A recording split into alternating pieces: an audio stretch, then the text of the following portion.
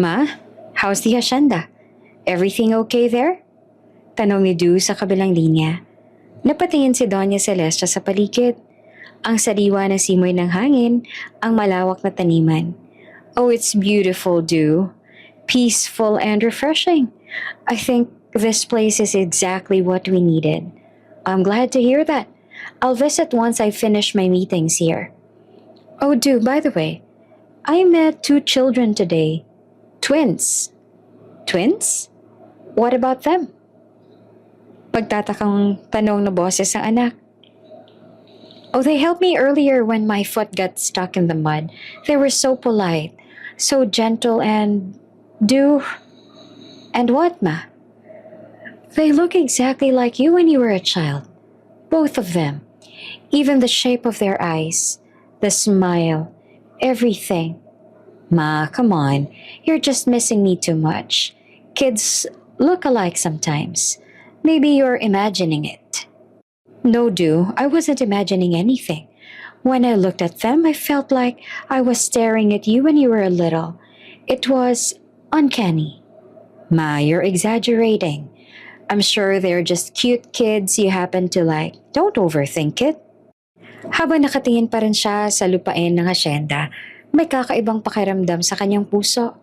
Isang pakiramdam na maaaring may malalim na dahilan ang pagkikita nila ng kambal. Bago ka pa lang sa channel neto, ibang kwento ni Ate Jane, istorya mo, ikwento ko. Huwag kalimutang pindutin ang notification bell at subscribe button.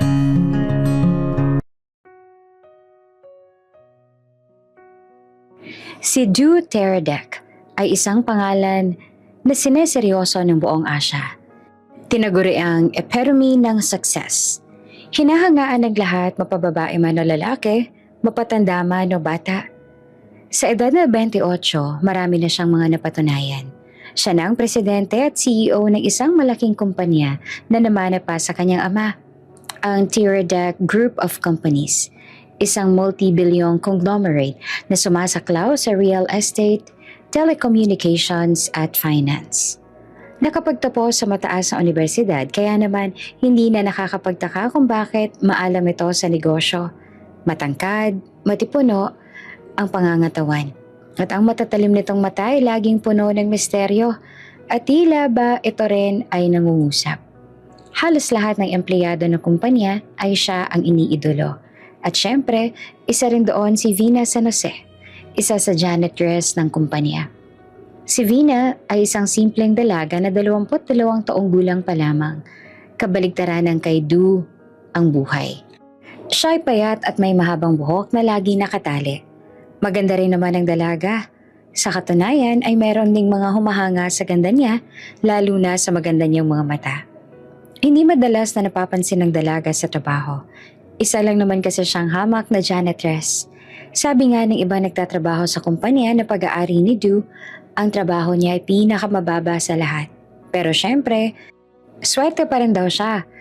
Kasi sa Teradek Empire siya nakahanap ng trabaho. At syempre, malaking bagay na rin yon para kay Vina. Lalo pat kailangan na kailangan niya ng trabaho para sa kanyang pamilya.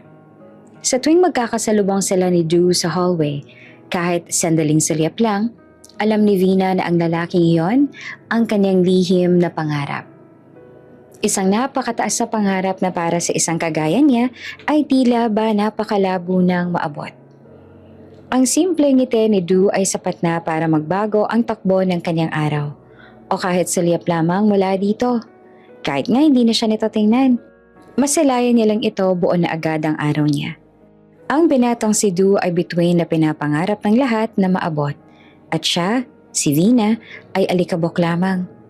Isang gabi matapos ang matinding pulong, bumagsak ang pinakamalaking deal ni Du para sa quarter na iyon. ₱1 bilyong proyekto ang nawala dahil sa kapabayaan ng kanyang board of directors. Kung kaya gano'n na lamang ang init at galit na naramdaman ni Du. Pagdating niya sa kanyang penthouse office sa 50th floor, madilim ang kanyang mukha dahil sa galit at disappointment. Naghanap siya ng kahit anong nakakapagpagaan sa kanyang loob. Bianca, I'm canceling the dinner. Just send me a bottle of Macallan 25. Mariing sabi niya sa kanyang telepono. Yes, sir. Natatakot naman na tugon ni Bianca, ang secretary ni Du. Pagkababa niya ng tawag, mariin siyang pumikit at sinubukang pakalmahin ang kanyang sarili. Ngunit tila hindi talaga mawala ang galit niya. Makalipas ang ilang minuto ay dumating ang takot na si Bianca, dala ng makalyan na pinag-uutos niya. Nang makita ni Bianca ang itsura ng table ng boss, napalunok ito. Paano? Tila labis talaga ang galit ni Drew para magwala ito at ikinalat lahat ng dokumento ng laptop at computer nito ay nasa sahig na. Natatakot na umalis si Bianca para hindi na siya madamay sa matinding galit ng CEO. Baka kasi mawalan pa ito ng trabaho kung mananatili pa roon. Sakto naman na pagbalik ni Bianca sa opisina ay nakatanggap ito ng tawag mula kay Prem, ang kaibigan ni Drew na batid ng lahat na merong pagtingin sa binata. Bianca, it's Prem. Is he still there? What's going on? Matalas na tanong ni Prem na halatang nag-aalala sa kalagayan ni Drew. Madam Prem, yes sir, Drew is still here, but you cannot approach him. He is in a terrible state. Nag-aalalang sagot naman ni Bianca. The deal with the Thai investors failed, and TGC is facing a huge financial loss. Billions, madam. And Sir Drew, his anger is beyond control. Did anyone else see him? Did he leave the office? Tanong muli ni Prim. No, madam, he is alone. I told the night janitor to clean the 50th floor, but I haven't heard from anyone yet. I am terrified to go up there myself. Paliwanag ni Bianca. Okay, I can't go there right now. May meeting din akong kailangang asikasuhin, but if something happens, tawagan mo agad ako, ha?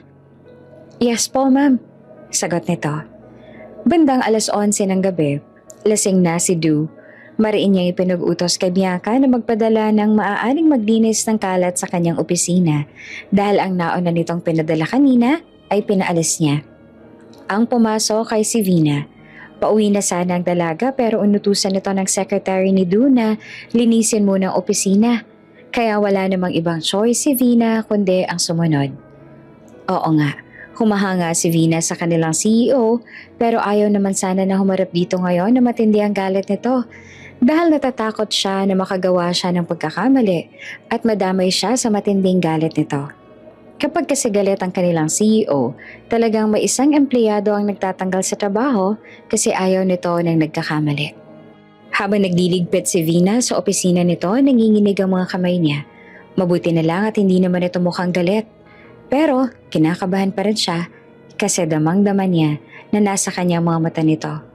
Natila ba pinagmamasdan siya at hinihintay na lang na magkamali siya para matanggal na siya nito sa trabaho.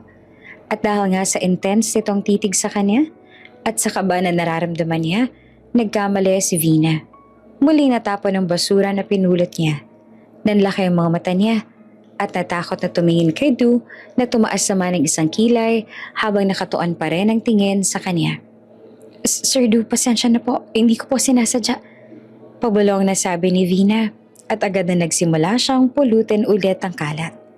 Narinig ni Du ang nanginginig na tinig ni Vina.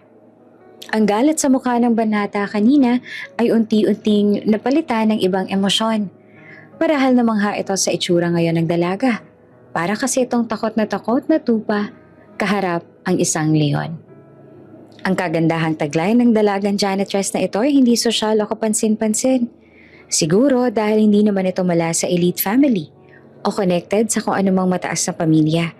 Ngunit meron siyang inosente, halos malaanghel na aura na pumupukaw sa atensyon ni Du ng mga sandaling iyon. Sa katunayan, matagal nang napapansin ni Du ang dalaga. Pero ngayon lang siya nagkaroon ng chance na mapagmasdan ito ng malapitan. Masyado kasi itong mailap noon at tila iwas na iwas din. Kapag ito kasi naka-assign maglinis ng office niya, lagi nitong tinataon na wala si Du sa loob ng office. Ikaw ang lagi naglilinis dito, hindi ba? Tanong ni Du. Vina, yon ang pangalan mo. Opo sir, ako po yun. Tugon ni Vina. Tumayo si Du, medyo kumigewang dahil sa kalasingan. Lumapit ito kay Vina at ang kanyang mamahaling pabangoy humalo sa amoy ng alak. Kumabog naman ang dibdib ni Vina. Sinubukan niya humakbang palayo pero nakalapit na sa kanya ang binata. Nag-iwas siya ng tingin. Natatakot siya at ang tuhod niya ay tila ba nawalan na ng lakas. Bakit ka ba laging nakayuko ha, Vina? Every time I look at you, you're always avoiding my gaze. Look at me. Nanginginig si Vina. Hindi niya matitigan ang presidente na nasa harapan niya. Ang kanyang puso ay parang kabayo na tumatakbo ng sobrang bilis. May nagawa po ba akong kasalanan, sir? Hindi ko po sinasadya na matapon muli yung basura pero huwag po kayong mag-alala. Lilinisin ko na lang po ulit. Hinawakan ni Du ang balikat ni Vina kaya napaangat siya ng tingin dito. Nagtagpo ang mga mata nila at may kung anong kislap sa mga mata ni Du habang nakatingin ito sa ekspresyon niya. Tila ba natutuwa ito habang si Vina naman ay takot. Iniisip na baka mawawalan na siya ng trabaho. Tatanggalin niyo po ba ako sa trabaho, sir? Lakas loob na tanong niya. No? Sagot nito habang nakatingin pa rin sa mga mata niya. You're beautiful. I've always noticed how beautiful your face is. Po? You can help me calm down tonight. You can help me forget everything that happened today. Ang sumunod na tagpo ay masyadong mabilis. Matapos itong basta na lamang silin ng halik ang kanyang labi. Sa isang iglap, tinulak ni Du si Vina sa leather couch.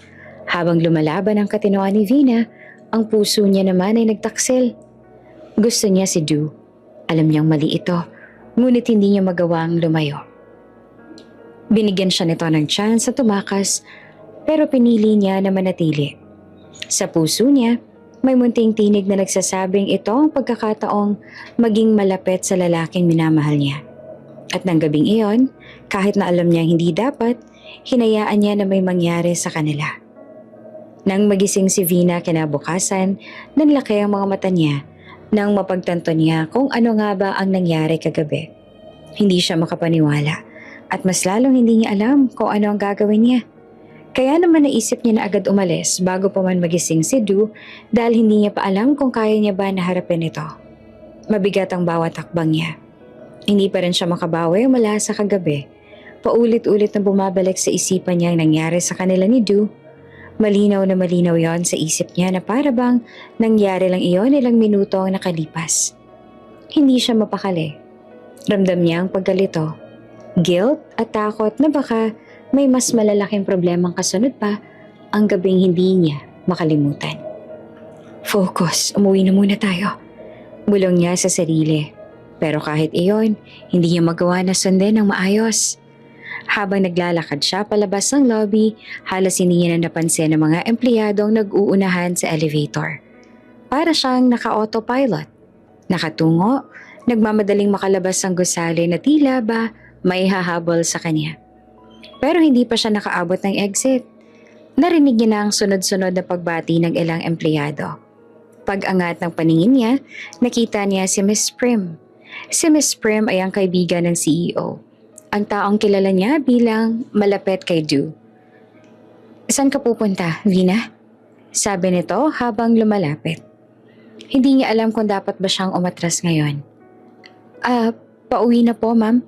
Sagot niya. Tinitigan siya ni Prim mula ulo hanggang paa.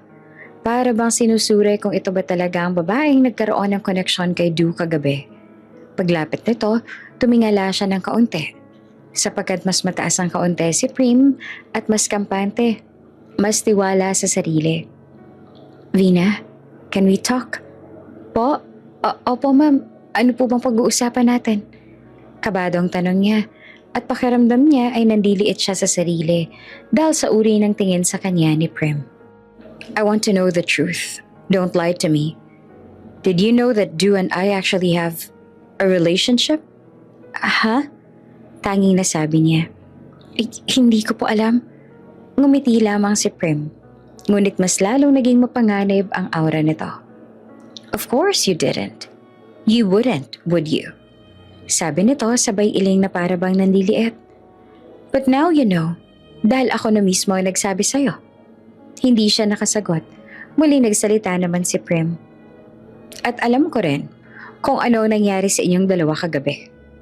Nanigas si Vina. Hindi niya mapakilos ang dila. Ang kamay kahit simpleng paghinga ay parang naging mabigat. Napatingin siya kay Prim. Desperado na ipaliwanag ang sarili pero walang lumalabas na salita.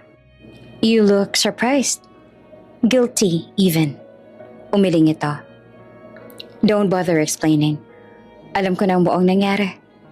Alam ko kung bakit nangyari. Ma'am, pero sinabat siya agad ni Prim. He loves me, Vina. Mahal na mahal niya ako. Mariin ito ang sabi. Bawat kataga ay parang tunutusok siya. And I love him. We love each other so much. Kaya hindi namin kailangan ng kahit anong sagabal na maaaring gumulo sa relasyon namin. Lumapit pa si Prim sa kanya. He was drunk last night. Sabi ni Prim. You took advantage of him. Hindi totoo. He wouldn't do such a thing if he wasn't drunk. Kilalang kilala ko ang boyfriend ko. Hindi siya basta papatol sa kagaya mong mababang uri. Pagpapatuloy pa ni Prim. Walang puwang para kay Vina na depensahan ng sarili. You know that, don't you? Napatango na lamang si Vina dahil napagtanto niya na tama naman ang sinabi nito. So, here's what you're going to do. Sabi pa nito. You will not show yourself to him again. Ayokong magulo mo pa kami. Kung maaari ay kalimutan mo na rin ang nangyari sa inyo. At ako, patatawarin ko siya kahit paniloko niya ako. Hindi ka na dapat magpakita sa kanya. Do you understand? Napatigil ang paghinga ni Vina. Not tomorrow. Not next week. Not ever. Dagdag pa ni Prim. Or else, bahagya itong yumuko. Ang matay diretso nakatutok sa kanya. It will ruin what we have. At ayoko nasisira ang bagay na pinaghirapan kong buuhin at ipaglaban. And trust me, Vina, you don't want to see what I'm capable of. Para siyang nabuhusan ng yelo mula ulo hanggang paa sa sinabi nito. Hindi niya alam kung paano gagalaw, kung paano magre-react, kung paano tatayo. Parang sinakal siya ng biglaang takot. Itigil mo na kung ano man ang iniisip mong gawin o ina-assume mong mangyari bago pa lumala ang lahat sa pagitan naming dalawa. Sabi ni Prim. This is your only warning. At dahan-dahan lumakad palayo si Prim. Naiwan si Vina sa gitna ng lobby, tulala at halos lumutin ng galit. Samantala nang magising naman si Du na masakit ang ulo at tila may malaking butas sa kanyang memorya, wala na si Vina sa opisina. Ngunit ang natuklap na damit at nagkalat na papel ay nagpahiwatig ng kanyang pagkakamali. Isang malaking panghihinayang na naramdaman niya na mapagtantong umalis ang dalaga at hindi ito hinintay na magising siya. Kinabukasan, matapos ang tinawag ni Du ang kanyang assistant at nag-utos na hanapin si Vina dahil hindi ito pumasok sa trabaho, inakala kasi ni Du na kaya hindi bumalik ang dalaga sa kumpanya kahapon ay dahil gusto lang nito na magpahinga. Pero hindi na ito bumalik kahit ngayong araw. Hanapin mo si Vina San Jose, yung janitress dito sa kumpanya. Alamin mo kung saan siya nakatira at bigyan mo siya ng doble sa kanyang sweldo. But tell her na kailangan ko muna siyang makausap. Sabihin mo sa kanya na pumunta dito sa opisina ko. Pero huli na, hindi na pumasok si Vina. Hindi na siya nagpakita pa. Para itong bula na bigla na lang naglaho. Sa loob ng 2 linggo, hinanap ni Du si Vina. Pinuntahan niya ang address na nasa record nito. Ngunit lumipat na raw ito. Sinubukan niyang tawagan ng mga emergency contact, ngunit wala ring sumasagot.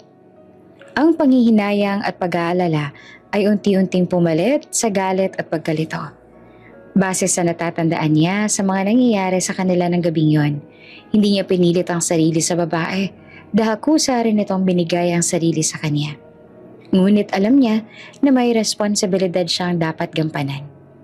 Nakahanda naman si Drew na panagutan ng dalaga dahil sa nangyari sa kanila. At knowing na siya ang nakakuha ng pagkabira nito, ngunit hindi maintindihan ni Drew na sa halip na pilitin siya ng dalaga na panagutan nito, bigla na lang itong naglaho. Ang hindi alam ni Drew, nang umagang iyon ay dumating ang kanyang matalik na kaibigan na si Prim at kinausap nito si Vina. Tinakot at sinabi na may relasyon silang dalawa ni Du Kahit wala naman, para lang hindi na muling pumasok sa opisina ang dalaga. Si Prem naman matapos mapanood ang gabi ng pagkakamali sa security camera feed na meron siyang illegal na access, ay hindi nagwala tulad ng inaasahan. Pero matindi ang galit na naramdaman, knowing na ang lalaking matagal niya nang gusto at nakuha na ng isang hamak na janitress lamang at syempre hindi siya makapapayag na mangyari yon.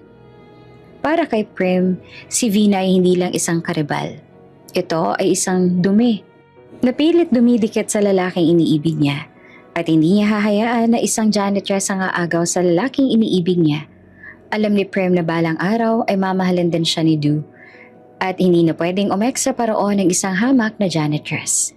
Kaya matindi ang inis ni Prem dahil kahit pa lumipas ang isang buwan mula noon ay hindi pa rin tumitigil si Du sa pagpapahanap sa janitress na yon. Nakita ni Prem na seryoso si Du na hanapin ang isang hamak na janitress na yon. At alam din ni Prem ang binabalak ni Du na panagutan ng dalaga. Napapakasalan nito ang babaeng yon. Pero syempre, hindi mahahanap ni Du si Vina dahil isa si Prem sa humahadlang roon. Alam ni Prem kung nasan ngayon si Vina dahil siya nagsabi kay Vina na lumipat sila noon ang gano'n na hindi sila matunto ni Du. Sinisigurado ni Prem na hindi mahahanap ni Du ang janitress at mas gagawa pa siya ng hakbang para kailanman ay hindi na muling magtagpo ang dalawa. Sa loob lamang ng isang araw, ginamit ni Prem ang mga koneksyon ng pamilya. Ang mga koneksyon na mas malalim pa kaysa sa alam ni Du. Hindi siya nagtangkang magtanong kay Du dahil alam niya na magdududa ito. Sa halip, tinawagan ni Prem ang kanyang tiyo Antonio, isang high-ranking official sa isang ahensya ng gobyerno, at ang kanyang personal security team na pinamumunuan ni Commander Reyes, isang dating militar na sanay sa silent operations. Gusto kong malaman ang bawat detalye ng buhay ng babaeng ito. Mula sa kanyang kuya na kasama niya ngayon sa buhay, hanggang sa mga malayong kamag-anak niya. Mabilis kumilos ang private intelligence ni Prem.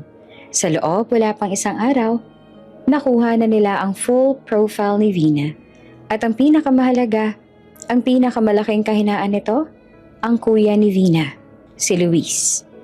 Si Luis, ang tanging pamilya ni Vina, ay ang pinagmala ng lahat ng paghihirap ng dalaga. Kilala sa kanilang komunidad sa Tondo bilang isang sugapa sa masamang bisyo. Si Luis ay may malaking utang na umabot na sa 100,000 sa mga matitinding loan shark.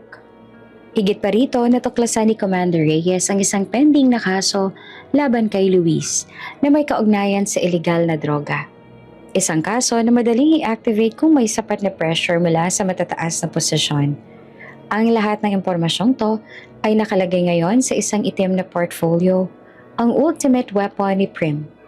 Mas lalo pang lumalim ang kagustuhan ni Prem na mawala na sa landas niya si Vina matapos siyang magduda na nagdadalang tao ito. Kung kaya nang makuha niya ang lahat ng impormasyon na kailangan niya, ay agad niya itong pinuntahan muli. Vina, San Jose? Alam ko naghihintay ka ng bisita, sabi ni Prem. Kasama nito ang 2 malalaking bodyguard na nagparamdam kay Vina na wala siyang takas.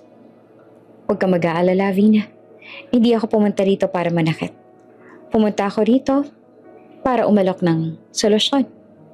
Sinimulan ni Prem, nilapag ang itim na portfolio sa mesa. I know everything, Vina. Alam ko rin ang tungkol sa kuya mo. Ani ni Prem. Binuksan nito ang portfolio at tinulak ito sa harapan ni Vina. Ang mga mata ni Vina ay nanlaki sa takot. Hindi siya natatakot sa sarili niya, kundi sa kanyang kuya. Ang portfolio ay naglalaman ng mga larawan ni Luis habang tumatanggap ng shabu sa isang tagong lugar. Mga receipt ng malaking utang na may karampatang mataas na interes. At ang pinaka nakakapangalabot, ang isang police document na nagpapakita ng warrant of arrest na handa na ang i-activate. Alam mo kung gaano kaseryoso ang kasong to. Alam mo na ang mga tao nagpapautang sa kanya ay hindi nagbibiro. Kung hindi ka kikilos, ang kuya mo ay hindi lang makukulong. Posibleng hindi na siya makita pa. At dahil dito, Vina, gusto kong malaman mo na meron akong kapangyarihan na kontrolin ang kapalaran ng kuya mo. Paliwanag ni Prem. Kung gugustuhin ko, ngayon din mismo, ay pwede na siyang makulong or else, mapatay At ang mga tauhan ko palalabasin lamang nila dahil iyon sasangkot siya sa droga. Nagsimulang umiyak si Vina. Huwag mo siyang idamay. Walang kinalaman ng kuya ko sa nangyari. Oo, may kinalaman siya. Dahil siyang dahilan kung bakit nagtatrabaho ka ng sobra. At nagiging available ka sa gabing iyon. Matalas na sabi ni Prim, kaya kung talagang mahal mo ang kuya mo at ayaw mo siyang mawala, narito ang aking offer. Inilabas si Prim ang isang checkbook at isinulat ang isang malaking halaga. 1,000,000 piso. Sapat para bayaran ang lahat ng utang ni Kuya Luis at makapagsimula sila ng bagong buhay sa probinsya. Ito ang presyo ng iyong katahimikan at pag-alis. Kukunin mo ang pera, aayusin ko ang kaso ni Luis at bibigyan ko siya ng clean slate. Ngunit sa isang kondisyon, Vina, mawawala ka. Magiging patay ka para sa amin. Hindi mo na muling tatawagan si Du. Hindi ka na magpapakita sa Maynila. At hindi mo na ipapaalam kay Du ang tungkol diyan sa dinadala mo ngayon. I know you're pregnant. Keep it away from Du. Hindi niya pwedeng malaman pa. Ang pakaramdam ni Vina ay parang nasa isang bangungot. Ang pag-ibig niya kay Du ay nag-uudyok sa kanyang lumaban. Ngunit ang takot sa kaligtasan ng kanyang kuya at ang survival instinct para sa inosenteng bata sa kanyang tiyan ay mas matindi. Kung mananatili siya, lalabanan niya si Prim. Ngunit ang laban ay magiging marumi at si Luis ang magiging collateral damage. Puno ng kirot, kinuha ni Vina ang check at ang portfolio. Tinatanggap ko. Hindi na ako magpapakita. Pangako. Pero sana, bigyan mo ng kapayapaan ng kuya ko. Compliance is the only thing I could offer. Mariing sagot ni Prim. At tandaan mo, ang koneksyon ko ay umaabot sa buong Pilipinas. Pag nakita ko nagpakita ka, o sinubukan mong makipag-ugnayan kay Du o sa pamilya Teardec, sisiguraduhin ko na nasa kulungan mabubulok si Luis. At ikaw, at ang magiging anak na to, ay damay din. Umalis si Prim na may ngiting tagumpay matapos siyang makipagkasundo. Iniwan si Vina na umiiyak sa harap ng check. Ang pera na simbolo ng kanyang kaligtasan at kanyang matinding sakripisyo. Matapos tanggapin ni Vina ang ultimatum ni Prim, ang 1,000,000 piso para sa katahimikan kapalit ng pagkawala niya, ang kanyang kaluluwa ay tila unti-unting namatay. Ang pera ay hindi kaligayahan. Ito ay isang presyo ng kanyang pag-ibig at ng pagkatao ng kanyang mga anak. Ngunit ang takot na makita si Kuya Luis na nakakulong o mapahamak dahil sa droga at utang ay mas matindi kesa sa kanyang sariling sakit. Patawarin mo ako, anak. Ito lamang ang paraang alam ko para maprotektahan ko kayong lahat. Bulong ni Vina habang hinahaplos ang kanyang tiyan. Ang kanyang pagbubuntis ay kumpirmado na. At sa isang check-up nalaman niyang kambal ang kaniyang dinadala. Ang balitang ito ay lalong nagpadagdag sa bigat ng kanyang dibdib. 2 inosenteng buhay ang nasa panganib. Dinala ni Vina si Kuya Luis sa isang liblib na bayan sa Northern Luzon. Ginamit niyang malaking bahagi ng pera para bayaran ang lahat ng utang ni Luis. Sa unang gabi nila doon, umiyak si Vina sa harapan ni Kuya Luis. Kuya, nagmamakaawa ko sa'yo, please. Ayusin mo ng buhay mo. Tutulungan kita na ayusin ang buhay mo, pero sana isipin mo rin kami na magiging pamangkin mo. Ang lahat ng to, ang pag-iwan ko kay Du, ang pagsuko ko sa lahat ng pangarap, ay dahil sa'yo. Magbago ka na at huwag ka nang mangungutang. Huwag ka nang babalik sa sugal at sa pagtitinda ng syupo. Gawin mo to para sa amin ng mga bata, kuya, please. Lumuha rin ang kuya niyang si Luis. Oo, Vina, patawarin mo rin ako sa lahat ng nagawa ko.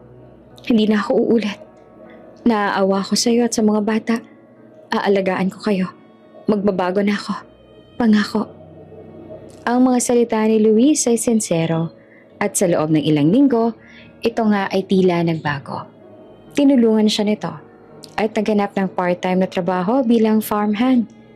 Ngunit ang pagbabago ay panandalian lamang. Ang pagbubuntis ni Vina ay naging napakaselan. Ang kambal sa kanyang sinapupunan ay nangangailangan ng matinding atensyon at pahinga. Ang morning sickness niya ay matindi at madalas siya nakakaranas sa matinding pagkahilo. Dahil dito, hindi siya tinanggap sa anumang trabaho. Ang kailangan niya ay manatiling nakahiga at magpahinga. Habang si Vina naman ay nakakulong sa bahay, ang lumang gawin ni Luis ay dahan-dahang bumalik. Ang katahimikan at ang boredom sa probinsya ay nagpaalala dito ng excitement ng sugal. Nagsimula ito sa maliit na pustahan na humantong muli sa mas malaki hanggang sa bumalik siya sa mga dating koneksyon sa Maynila. Mga 4 na buwan bago ang kabuwanan ni Vina, natuklasan niya ang matinding katotohanan. Ang savings nila ay wala na. Naubos na ni Luis ang halos lahat ng pera. Kabilang na ang natira para sa panganganak dahil sa sugat.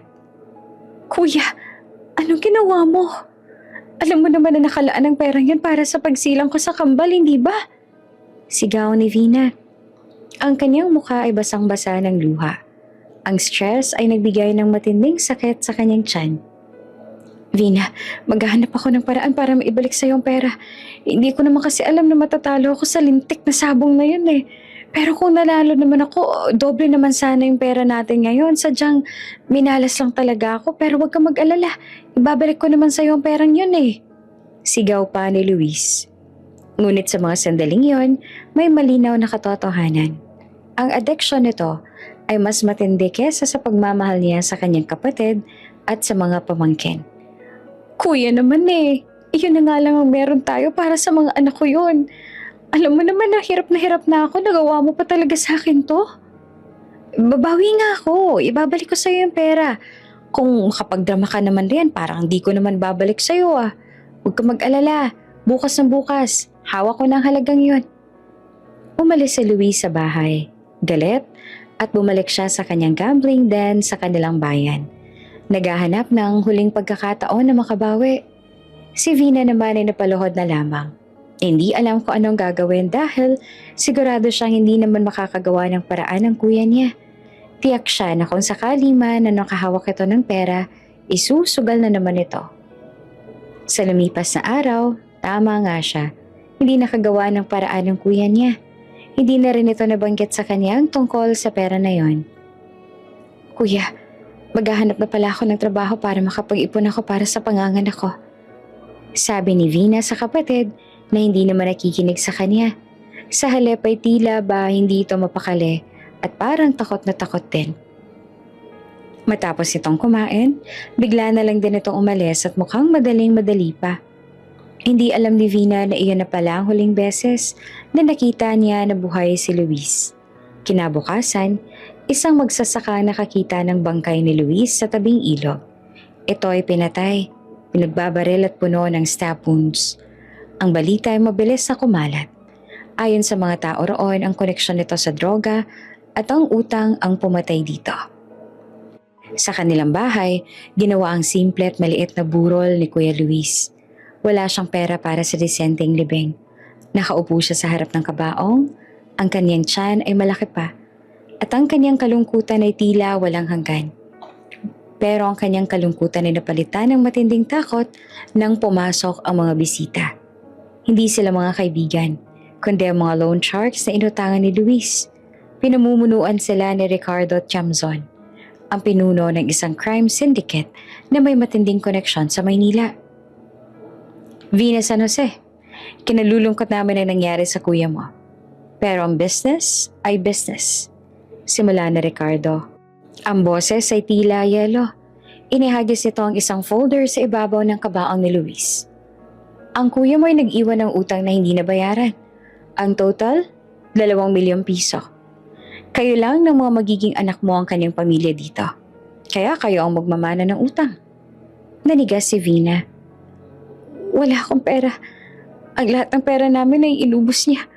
Buntis ako. Wala akong trabaho. Ngunit si Ricardo, ngiti naman na nakakakilabot. Alam ko, kaya nga kami narito. Para sabihin sa'yo to, Vina. Hihintayin namin na makapanganak ka at makahanap ng trabaho para mabayaran mo kami. Pag sinubukan mo na tumakas sa amin, hindi lang ikaw ang mapapahamak, kundi pati na rin ang batang yan sa sinapupunan mo. Sa totoo lang, sa lahat ng mga nangyari sa buhay niya, ngayon para bang wala na siyang luha na maitulo pa. Hindi niya na rin alam kung paano pa bang uunahin niyang iisipin at pag-isipan ng maaaring maging solusyon. Nagdadalamhati pa siya sa pagkawala ng kuya niya, ngunit heto at may bagong pagsubok na naman siyang kakaharapin. Ang pagkamatay ni Kuya Luis ay nag-iwan ng isang malalim na sugat kay Vina. Ngunit ang takot na dulot ng mga pinautangan nito ay mas matindi pa. Si Ricardo Tiamzon at ang mga tauhan nito ay nagbantay sa buong bayan na tinitiyak na hindi makakaalis si Vina. Hindi ka rin namin papayagang umalis sa lugar na to. Anong tingin mo sa amin? Tanga? Alam namin natatakasan mo lang kami. Kaya malabo makaalis kayo ng mga magiging anak mo sa lugar na to. Ang mariing babala sa kanya ng isang tauhan. Alam ni Vina na ang pagbabalik sa Maynila ay doble ang peligro. Banta mula kay Prim at banta mula sa mga kriminal. Kaya't sa kabila ng matinding paghihirap, napilitan siyang manatili. Ang kanyang pagbubuntis sa kambal ay lalong nagpapahirap sa kanya. Ang kanyang kondisyon ay napakaselan na nagdudulot ng matinding pananakit ng likod, madalas na pagkahilo at pag-ubo dahil sa paghina ng resistensya niya sa labis na stress. Ang kanyang tiyan ay malaki na at halos hindi na siya makatayo ng matagal. Dahil dito, wala siyang makuhang desenteng trabaho. Ang lahat ng savings nila ay naubos na ni Kuya Luis. Sa panahong ito, ng desperasyon, si Celine, ang may-ari ng lokal na karinderya, ang naging guardian angel niya. Nagbigay si Celine ng mga magagaang trabaho kay Vina, tulad ng paghiwa ng gulay habang nakaupo o paglilinis sa mga lalagyan ng pagkain. Ang bawat sentimo ay iniipon ni Vina, umaasa na makakabayad siya ng kahit maliit na bahagi ng utang. Isang hapon, habang nag-aalala si Vina sa kanyang tiyan, nilapitan siya ni Celine. Vina, kaibigan kita. At sa totoo lang ay nag-aalala na ako sa'yo. Lalo pat malapit ka ng mga anak at wala kang katuwang sa buhay.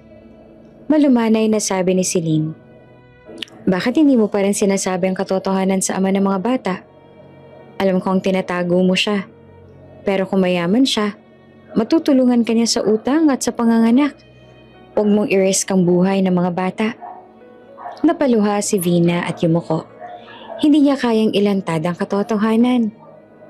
Salamat sa payo, Celine. Pero hindi ko talaga alam kung nasan siya ngayon. Matagal na kami hindi nagkita at may iba na siyang buhay. Ang kanyang mga salita ay tila nagtatago ng isang masakit na lihim. Patuloy siyang inaalagaan ni Celine na nagbibigay ng libreng pagkain at gamot. Ngunit ang banta ni Chamson ay patuloy na lumalapit. Sa pagpasok ni Vina sa kanyang 9th month ng pagbubuntis, natanggal niya ang panghuling babala.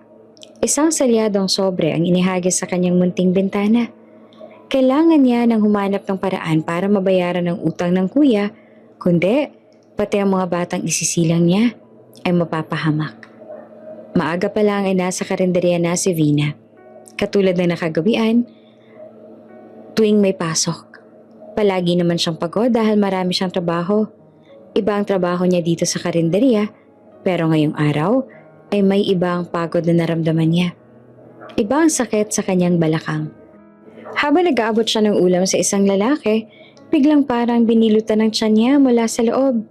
Napasinghap siya, napahawak sa tiyan, at halos mabitawan ang sandok. Vina? Uy, bakit? Tanong ni Celine habang mabilis na lumapit. Celine, masakit. Ang lakas parang... Hindi niya na natapos. Isa pang bagsik na kirot ang dumaloy sa tiyan niya, pababa sa balakang. At halos mapaluhod siya kung hindi siya nasalo ni Celine. Mukhang manganganak ka na, tarantang sabi ni Celine. Hindi pa dapat. Pigil ni Vina habang mayak-ngiyak. Pero ramdam niyang hindi na siya makakapag-antay pa. Iba ang sakit ngayon. Mas malalim, mas padiin, at mas paulit-ulit. Halika na, dadali na kita sa ospital. Mabilis na sabi ni Celine. Sabay sigaw sa mga kasama. May manganganak, tulong! Tulungan niyo kami, manganganak na si Vina!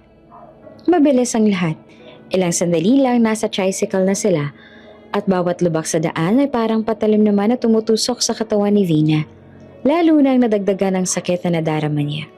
Kinakagat niya ang labi at pinipigilan na hindi mapasigaw dahil sa takot, kirot at kaba na sabay-sabay na lumalamon sa kanya. Pagdating sa ospital, mabilis siyang inasikaso ng mga nurse. Yung puting ilaw sa kisame, yung amoy ng alkohol, iyon ang huling nakita niya bago siya tuluyang dinala sa delivery room. Sa pagitan ng mga sigaw, utos ng mga doktor, tumulo ang luha ni Vina. Hindi ko alam. Anong buhay ang maibibigay ko sa kanila? Nanginginig yung bulong habang hinahabol ang hininga. Ramdam ang bawat paghilab ng tiyan. Miss, push! Sigaw ng doktor.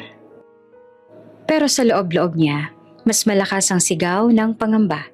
Mag-isa siya, wala siyang matatakbuhan maliban kay Celine. Wala na rin siyang pamilyang handang kumalinga. At ang ama ng mga anak niya, kahit kailan, hindi niya naramdaman ang pag-iral nito sa gabing iyon. Miss, isa pa! Lumalabas ang una. Sa gitna ng sakit at luha at pagkalito, narinig niya ang unang iyak. Isa pa! Miss, yung pangalawa naman! At sa pangalawang pag-iyak na narinig niya, doon siya tuluyang napahagulgol. Dalawa sila. Dalawang buhay. Dalawang inosenteng nilalang na umaasa sa kanya at di niya alam kung paanong magsisimula. Congrats, Miss. Healthy ang babies mo. Magpahinga ka muna. Sabi ng doktor bago siya tuluyang nalamon ng pagod at kadiliman. Nang magkamalay si Vina, puti na kisame ang una niyang nakita. Tahimik ang paligid.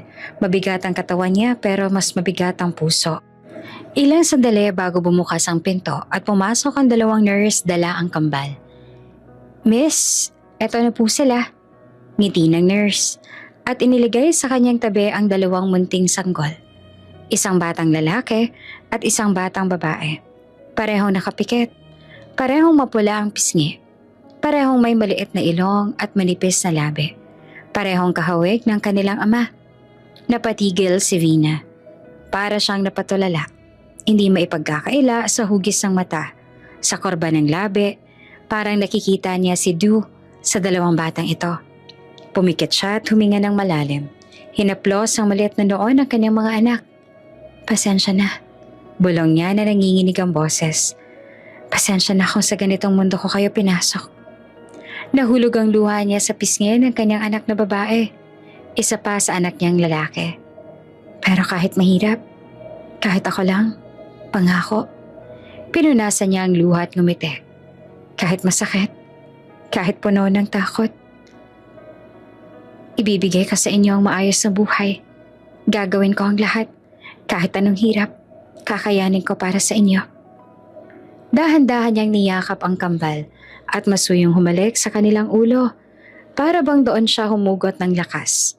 At sa unang pagkakataon mula nang iniwan siya ng tapang ng gabi, nakaramdam si Vina ng kakaibang lakas. Hindi dahil wala siyang takot, kundi dahil may dalawang munting nilalang na umaasa sa kanya. At sa sandaling iyon, ipinanganak hindi lamang ang kambal, kundi pati ang bagong lakas sa puso ni Vina. Isang inang handang ipaglaban ang lahat. 5 taon ang lumipas sa awa ng Diyos kahit papaano'y nakaraos naman sila ng mga anak niya dahil sa walang sawang pagsusumikap ni Vina sa buhay. Kahit papaano'y nabayaran niya na rin ang utang ng Kuya Luis niya at hindi na rin sila gaanong ginigipit nila Ricardo. Siyempre, araw-araw pa rin ang paniningil nito. Pero wala na iyong pagbabanta sa buhay nila ng mga anak niya.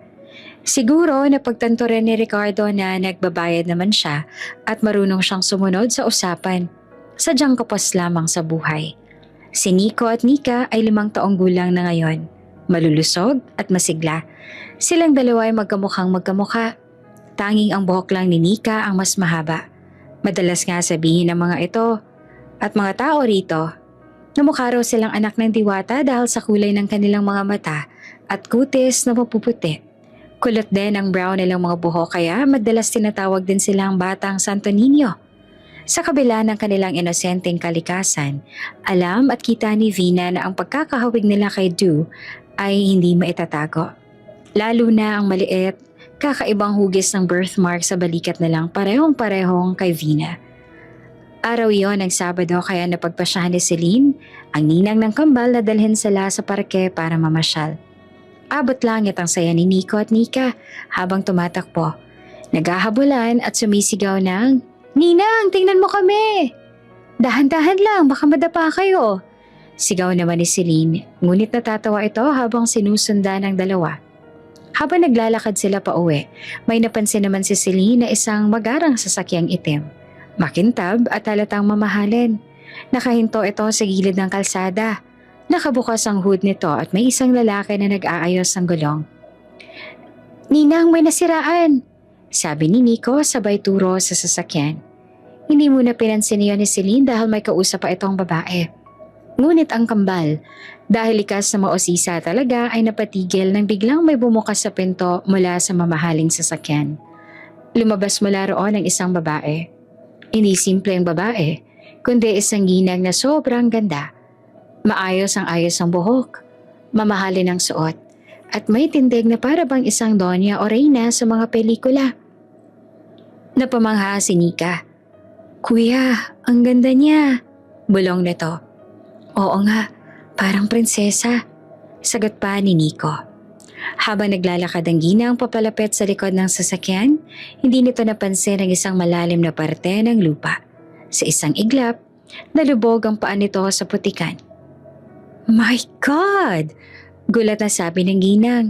Napakunot ang noon nito. Halatang naiirita pero pilit pa rin kalmado. Napatakbo agad ang kambal. "Hala, naputikan po ang paa ninyo," sabi ni Nico. "Oo nga po, halika po, tutulungan po namin kayo," dagdag pa ni Nika. Nagulat ang ginang, ngunit agad ding napangiti at nagpatulong sa cute na kambal. "Ang babait naman ninyo," sabi nito. "Thank you, mga apo." Tiningnan nito ang dalawang bata ng mas matagal. Halos hindi nito matanggal ang tingin sa magkapareho nilang mukha. Parehong bilog ang mga mata, pareho ang korba ng ilong, pareho ang ngiting mabilis makahawa. "You two look exactly alike," sabi nito habang nakatitig pa rin sa kambal. "At parang kamukhang kamukha niyo ang isang kakilala ko." Nagkatinginan ang kambal. "Talaga po?" tanong ni Nika. "Oo naman," sagot ng ginang bago kinuha mula sa kotse ang isang maliit na paper bag. "Eto, chocolates para sa inyo. Very good kayo." Namilog ang mata ni Nico. "Para po sa amin talaga to?" "Siyempre dahil mabait kayo at tinulungan ninyo ako," sagot pa ng ginang. "Ano nga palang pangalan ninyo?" tanong pa nito. "Ako po si Nico." "Ako naman po si Nika." "So bakit kayo nandito? Namamasyal na ba kayo?" "Pauwi na po kami sa amin," sagot nila. "Kasama po namin si Ninang." Tumingin ang ginang sa sapatos niyang nabalot ng putik. "Lilinisin po namin ang sapatos ninyo para mawala pong putik," sabi ni Nika habang may pinulot na ilang malalapad na dahon. Pinunasan niya ang gilid ng sapatos ng ginang. Sumunod naman si Nico. "Ako rin po para malinis na." Halatang nagulat at natuwa ang ginang sa kabutihan nila. "Ang babait niyo naman, para kayong munting angels." Nang makabalik na si Celine, nakita niyang eksena at agad na nag-sorry. "Ay, pasensya na po ma'am, makukulit lang talaga." Ngunit tinawa lang iyon ng ginang. No, they're wonderful kids. Very sweet." Pagkatapos magpasalamat ng paulit-ulit, bumalik na sa sasakyan ng ginang. Sumakay ito. Ngunit bago maisara ang pinto, sumilip ulit ito sa kambal. "I hope to see you again," sabi nito. "Opo, makikita niyo po kami ulit," sagot naman ng kambal. "Then, till next time." Pagkatapos ng nangyari, sabay-sabay na naglakad sina Celine, Nico at Nika pauwi sa kanilang bahay. Pagpasok pa lamang nila sa bakuran, kumakaway na agad ang kambal na para bang may malaking balitang gustong ibulalas. "Mama!" sabay sigaw ng dalawa. Tumatakbo papunta kay Vina, na abala naman noon sa pagwawalis sa harapan ng bahay. Napatingin si Vina agad ng ngumiti at inaabot ang mga braso upang salubungin ang kambal. Oh, bakit parang taas yata ng energy ninyo? May nangyari ba? Nagkatinginan ng kambal. Parehong halos mapatalon sa tuwa. Ay, mama, meron pong magandang nangyari po. Bunga ni Nika. May nakilala po kaming ginang. Dagdag ni Nico. Todo kumpas pa ng kamay. Napakaganda po niya, mama. Nagbigay pa nga po siya ng chocolates eh. Si Nika naman ang nag-abot ng paper bag na may lamang mamahaling tsokolate. Ang bait-bait po niya, mama. Napangiti naman si Vina habang pinapanood at nakikinig sa masiglang pagkukwento ng dalawa. Hinaplos niya ang ulo ng kambal na tila hindi na mapakali sa kilig at tuwa. Aba, ang babait naman ng mga anak ko, sabi niya ng malumanay. Mas lalo ako natutuwa kasi tumulong kayo at kahit hindi niya kilala. Ganyan dapat, maging mabait sa kapwa. Yumakap ang kambal sa kanya, halatang proud sa papuri ng ina. Lumapit naman si Celine, napangiti at napailing habang nakatingin sa kambal. Bes, hindi mo talaga mapipigilan ng dalawang yan, sabi nito sabay tawa. Pero alam mo ba, hindi ordinaryo ang ginang na yon. Napakunot ang noo ni Vina. Ano namang ibig mong sabihin? Hindi ko inakala na makakausap pala ng kambal ang mayamang babae na bumili ng malaking hasyenda dito sa probinsya. Yung bagong may-ari ng desangtuaryo? Sagot ni Celine. Yung malaking hasyenda banda dun sa may kabilang kalsada? Yung sinasabi ng mga tao na sobrang yaman daw? Yung may mga truck na dumating nung isang buwan? Oo, yun nga. Mabilis naman na sagot ni Celine. Ako mismo nabigla na makita siya. Ang ganda pala talaga niya, Vina. Hindi lang basta maganda ha. Yung tipong hindi mo madalas makita. Yung mukha na parang artista o may dugong alta. Tapos yung sasakyan niya. Diyos ko, ngayon lang ako nakakita ng ganong kalaki at kagara. Over ka naman sa pag-describe, Bes. Hindi nga, Bes. Seryoso talaga ako. Sagot agad ni Celine. Kumikinang ang pintura ng sasakyan niya. Parang hindi tinatabla ng alikabok. Tapos ang forma ng ginang ay nako, elegante, mayaman, pero hindi naman suplada. Sa totoo lang ang lambing pa nga magsalita. Sumabat naman bigla si Nico tumango-tango. Opo mama, mabait po siya. Sinabi niya pa nga po, cute kami. At kamukha daw namin yung kalala niya. Dagdag ni Nika na proud pa. Napatingin si Vina sa kambal. May kung anong saglit na kirot na dumaan sa dibdib niya na hindi niya mawari. Hindi niya pinahalata, ngumiti lang siya. Ganun ba? Mabuti naman kung mabait siya. Lumapit ulit si Celine. Nakataas ang kilay at parang may iniisip. Alam mo, Bes, parang may kung anong kakaiba sa pagkakatingin niya sa kambal.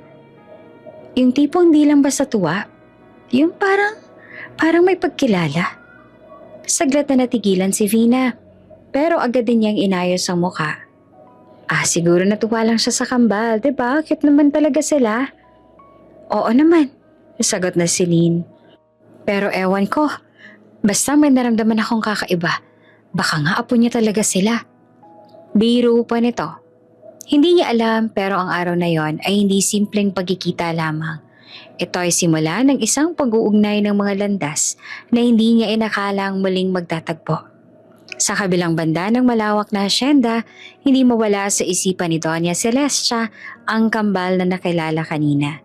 Habang naglalakad siya sa terasa ng mansyon, paulit-ulit na bumabalik sa kanyang alaala ang inosenteng mukha ng dalawang bata. Ang batang lalaki at batang babae na tumulong sa kanya matapos malubog ang kanyang mga paa sa putik. Hindi niya maintindihan kung bakit, ngunit may kakaibang kirot at kuryente sa kanyang dibdib. Tuwing naiisip niya ang mukha ng kambal, hindi yan basta paghanga lamang.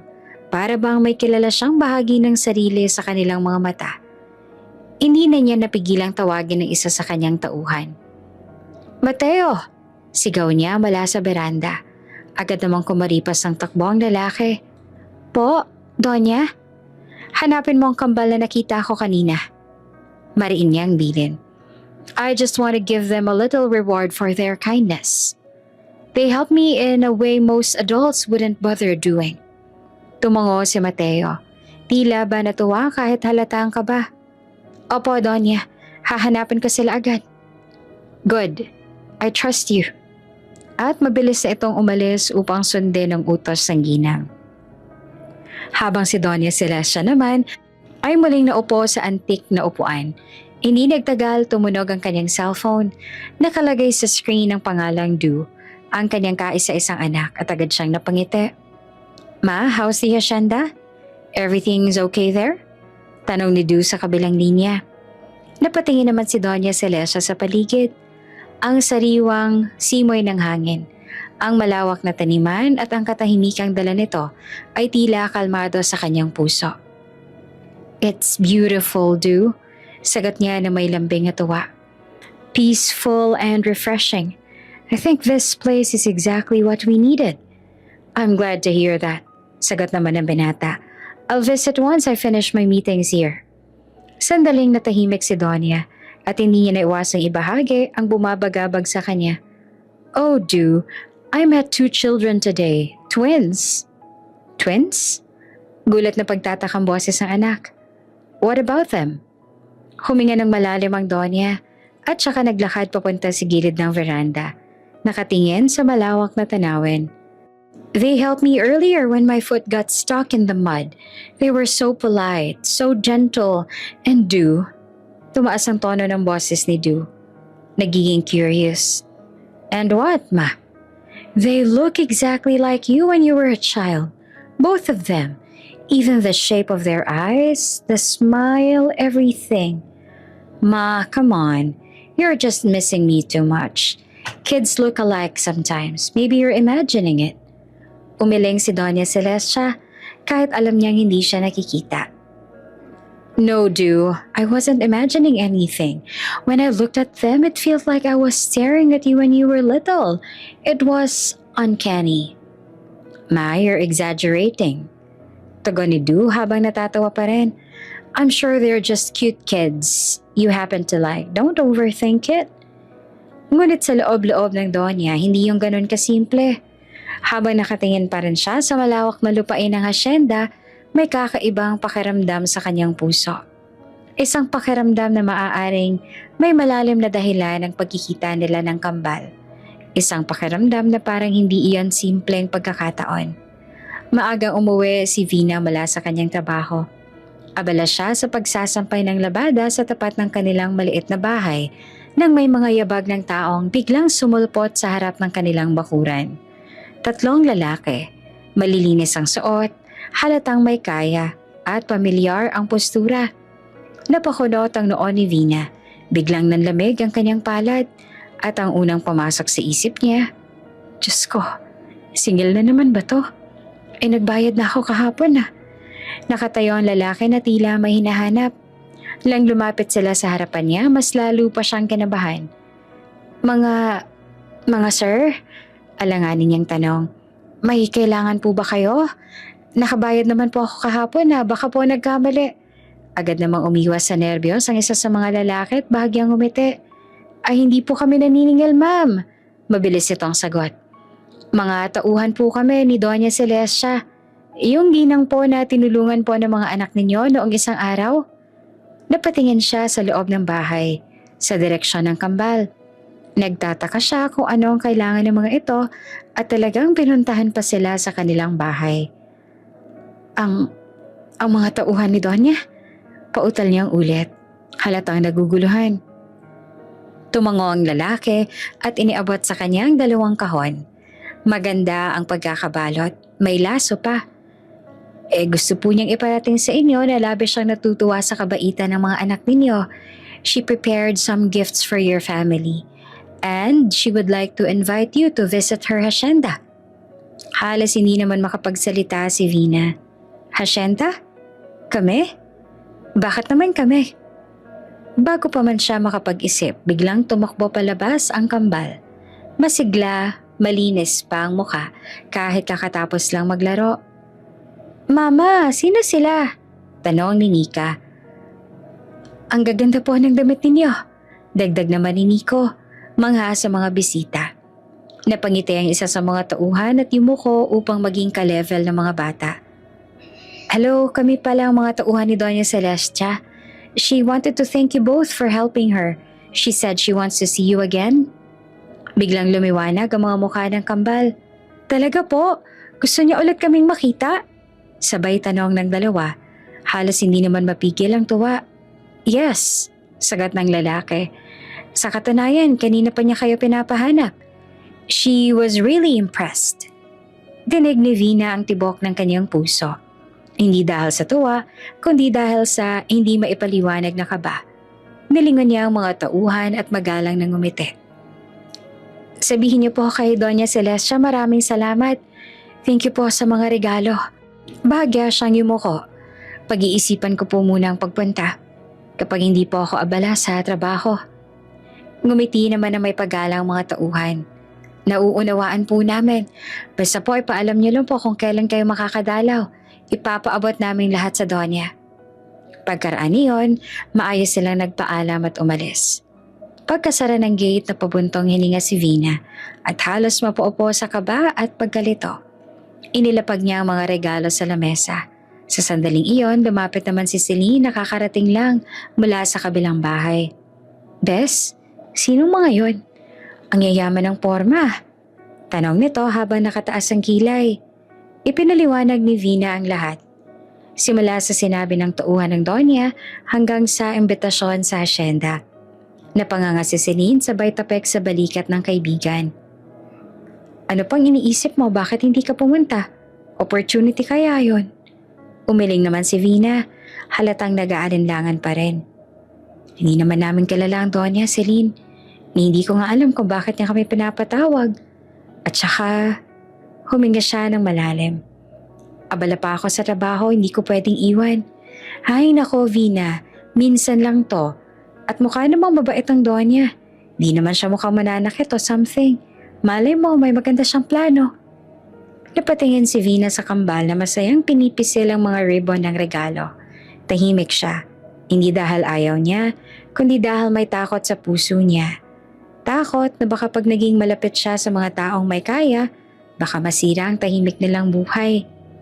Kinabukasan, maagang nagising si Vina dahil sa ingay ng kambal na tila ba may malaking selebrasyon na nagaganap sa loob ng kanilang maliit na bahay.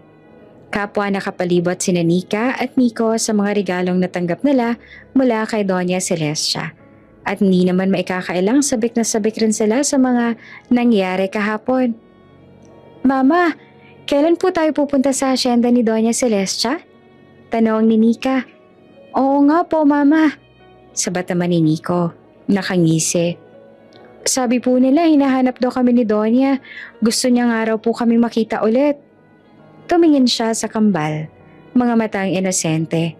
Puno ng kuryosidad at tuwa. Ngunit sa puso niya may bahagyang alinlangan pa rin. Anak, may trabaho si Mama ngayon eh. Hindi pwedeng hindi ako pumasok. Malumanay niyang paliwanag. Agad naman na lumiit ang mga mata ng kambal, parehong nalungkot. Pero Mama, pabulong na sabi ni Nika. Baka po hinihintay niya kami. Baka po magalit si Donya pag hindi po kami pumunta. Dagdag pa ni Nico. Napailing si Vina. Ayaw niyang isipin ng mga bata na may nagagalit sa kanila. At higit sa lahat, ayaw niyang masira ang masiglang pananaw nila tungkol kay Doña Celestia. Sa mga oras na yon, dumating si Celine. May dala pang mainit na pandesal. Aba, bakit parang maiyakan agad dito sa umaga? Biro niya habang inabot ang tinapay. Agad namang tumakbo sa kanya ang kambal. Ninang, pupunta po kami sa asyenda, pero ayaw sumama ni Mama kasi may trabaho raw po siya. Napanganga si Celine at napatingin kay Vina. Tila sinasabing, Aba, may ganon? Napakamot si Vina ng ulo, tsaka malalim na buntong hininga. Celine, hindi naman sa ayaw kong pumunta. Kailangan ko lang talagang tapusin ang trabaho ko sa karinderya. Ayaw ko rin namang magdulot ng abala sa Donya. Di naman talaga namin siya kilala. Lumapit si Celine at hinawakan ang balikat ni Vina. Vina, di naman lahat ng tao dapat katakutan. Nakita mo naman yung tauhan niya kahapon, di ba? Maayos makipag-usap. At saka, tinan mo to mga batang to, sobrang excited. Minsan lang silang mabigyan ng atensyon ng ganong klaseng tao. Kumingin si Vina sa kambal. Ang ngiti nila, ang saya sa mukha nila. Parang sinuntok ang puso niya ng guilt at pagmamahal. Hindi niya kayang wasakan ang tuwa ng mga anak. Kaya sa huli, napabuntong hininga siya at tumango. Sige na, mahina niyang sabi. Pwede kayong pumunta. Pero ang ninang Celine ninyo ang sasama sa inyo dahil kailangan ko talaga na pumasok sa trabaho. Talaga po, Mama? Sabay na sigaw ng kambal na halos tumalon sa tuwa. Ngiti lamang ang isinagot ni Vina.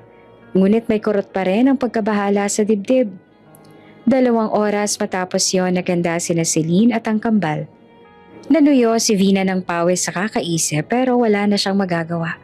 Tinulungan niya ang kambal magsuot ng malilinis na damit. Simple pero maayos at presentable. Tandaan ninyo, sabi ni Vina habang nilalagay ang buhok ni Nika sa isang maliit na ponytail. Magpakabait kayo ha, huwag kayong tatakbo kung saan-saan. At pakinggan si Ninang Celine ha? Opo Mama, sabay nilang sagot. Lumuhod si Vina at niyakap ang kambal. Matagal, mahigpit. Parang ayaw niyang pakawalan. Hindi niya maipaliwanag pero may kakaibang kaba sa dibdib niya. Mag-iingat kayo, bulong niya. Promise, Mama, sabi naman ni Nico. Babalik po kami agad, sabi naman ni Mika. At nang sumakay na sila sa tricycle, kumuway pa sila habang nakadungaw sa gilid. Bye, Mama, love you. Ngumiti si Vina pero pagtalikod niya, doon niya nararamdaman ang higpit ng pagkabog ng puso niya. Pagdating ni na Celine at ng kambal sa hasyenda, hindi naman maikakailang malawak, maganda at kaakit-akit ang lugar. Mula sa malalawak na taniman hanggang sa puting mansyon na tila lumulutang sa gitna ng luntiang kapaligiran, halatang karangyaan at kayamanan. Napahawak si Celine sa dibdib. Diyos ko, para ako nasa ibang mundo. Samantala ang kambal nakabuka ang bibig sa tuwa. Ninang, ang laki po nito! Para pong kastilyo! Sa gitna ng hagikika ng kambal, bumukas ang pinto ng mansyon at lumabas ang isang babae. Eleganteng nakadamit. Mahaba ang buhok. Ang presensya ay parang reyna. Si Doña Celestia. At nang makita nito ang kambal, nakangiti itong lumapit sa kanila. Hindi pilit, hindi malamig, kundi tunay na aliwalas. Parang matagal na nito silang kilala. Andito na pala kayo. Malumanay niyang sabi, I've been waiting for you. Sabay yumuko ito upang pantayan ng tingin ng kambal. Lumapit kayo, huwag na kayong mahiya. You two look even more adorable today. Nagumapaw ang tuwa sa mukha ng kambal. At sa sandaling iyon, hindi maipaliwanag ang pagdaloy ng damdamin kay Doña Celestia. Parang mas lalo niyang nakita. Ang hindi matatawarang pagkakahawig ng kambal sa isang taong matagal niya nang mahal. At doon lalalim ang misteryong hindi pa alam ni Vina, ni Celine, ni kahit sino. Pagdating pa lamang ni Nika at Nico sa hasyenda, hindi maikakailang agad na pagkabigani ni Doña Celestia sa kanila. Habang naglalakad sila sa malawak na hardin na puno ng mga nagagandahang bulaklak, hindi niya maiwasan titigan ng kambal ng mas matagal kesa nararapat. Sa bawat hakbang ng kambal, sa bawat tawa, sa bawat ngiti, parang lumulutang sa harapan niya ang mukha ng kaniyang sariling anak. Si Du nung bata pa ito. Hindi iyon imahinasyon, hindi iyon ilusyon. Napakalinaw, may kakaiba. May mali. May tanong na hindi niya masagot. Habang abala si Celine sa pakikipag-usap sa isang katiwala, si Doña Celestia naman ay lumuhod sa lilim ng isang malaking puno ng akasya kung saan naglalaro ang kambal. Nika, Nico, tawag niya na malumanay ngunit may bahid ng pagtataka sa boses. Can I ask you something? Agad na tumigil sa pagtakbo ang kambal at lumapit sa ginang. Parehong nakangiti at walang kaalam-alam sa bigat ng tanong na gustong lumabas sa bigbig ng Donya. Opo, Donya. Sabay nilang sagot na halos pareho pa ang tono. Napahinga ng malalim si Doña Celestia. Tinitigan niya ang mga mukha ng bata, ang hugis ng mata, ang ilong, ang panga, pati ang paraan ng pagngiti. Hindi ito maaaring coincidence lamang. Anong pangalan ng iyong ina? Maingat yang tanong. Mabilis na nagliwanag ang mukha ni Nika. Si Mama Vina po. Masayang sabi niya. Ang bait-bait po ni Mama, lagi po niya kaming nilulutuan ng masarap kahit pagod siya. Tumango naman si Nico, sabay hawak sa kamay ng kapatid. Totoo po yun, Donya. Maganda po si Mama, tapos mabait. Hindi siya nagagalit kahit makulit kami. Lagi niya po kaming niyayakap bago matulog. Bahagyang lumuwag ang dibdib ng Donya. Ngunit kasunod nito, may pumasok na bagong tanong. Ang pinaka-importante. Ano naman ang pangalan ng iyong ama? Dahan-dahan niyang tanong. Halos nakahawak sa dibdib sa kaba ng kanilang sagot. Ngunit ang kambal sabay na umiling. Hindi malungkot, hindi kinakabahan. Simple lang, dire-diretso, inosente. Wala po kaming papa, sagot naman ni Nico. Inosenteng napatingin sa ginang. Hindi po namin siya kilala. Dagdag naman ni Nika, hinahaplos ang mga bulaklak sa tabi. At bago pa man magtanong ang Donya, sinundan pa ni Nico ang sinabi ng kapatid. Pero okay lang po yun, mabilis na sabi niya. Kasi happy naman po kami. Tumango si Nika, sabay ngiting abot tenga. Si Mama lang po ang kailangan namin at si Ninang Celine. Masaya po kami kahit wala kaming papa. Para bang tinamaan sa gitna ng dibdib si Doña Celestia. Hindi niya namalayang napatitig siya sa kambal ng mas malalim. Walang kilalang ama. Magkahawig kay Drew. Iisang araw lang silang nakita pero agad siyang hinanap. May parang malamig na hangin na dumaan sa kanyang isipan. At kung paano ngumiti ang kambal. Ganito rin ngumiti si Drew nung bata pa siya. Hindi niya ito matatanggihang katotohanan. Hindi niya alam kung dapat ba siyang matuwa o matakot. Pinilit ni Doña Celestia na ngumiti. Marahang hinaplos ang buhok ng kambal. I see, mahina niyang sabi. You two are very strong children and very brave. Nagkatinginan ng kambal at ngumisi sa kanya. Donya? Masayang tanong ni Nika. Babalik po ba kami dito ulit? Hindi agad nakasagot ang Donya. Tiningnan niya ang dalawang bata na parang tinatansya ang bigat ng bagong misteryong hawak niya ngayon. At sa huli, ngumiti siya. Of course, sagot niya ng may buong lambing. You're always welcome here. Pero sa likod ng ngiti, hindi niya maiwasang magtanong sa sarili. Kung wala silang ama, at kung gaano sila kamukha ni Drew, posible bang? At iyon ang katanungang maaaring magbago ng takbo ng kanilang mga buhay, lalo na kay Vina, na pilit niyang mailalayo sa gulong muling lumalapit. Kinagabihan matapos makauwi ang kambal at si Celine mula sa asyenda, hindi pa rin mapakali si Doña Celestia. Paulit-ulit na sumasagi sa isip niya ang mukha ni Nika at Nico, ang hugis ng kanilang mata, ang korba ng labi, ang paraan ng pagtawa at pananalita. At lalo pang hindi niya malimutan ang walang pag-aalangan nilang pagsagot. Wala po kaming papa, pero masaya po kami kay Mama. Kaya pagbalik niya sa loob ng mansyon, agad niyang kinuha ang telepono at tinawagan ang kanyang anak. Ma? Tanong ni Drew sa kabilang linya. Bagyang paos dahil kararating lang mula sa trabaho. Is everything okay there in the province? Huminga ng malalim si Doña Celestia bago nagsalita. Anak, I need to tell you something. May bahagyang pag-aalala sa tono niya, dahilan para bahagyang magtuon si Drew. What is it, Mom? Umupo si Donya sa antigong upuan na nakaharap sa malaking bintana ng asyenda. Ang hangin ay malamig, ngunit ang puso niya ay may tila kumakabog na mas mainit kesa dati. I invited 2 children over today. The twins who helped me the other day.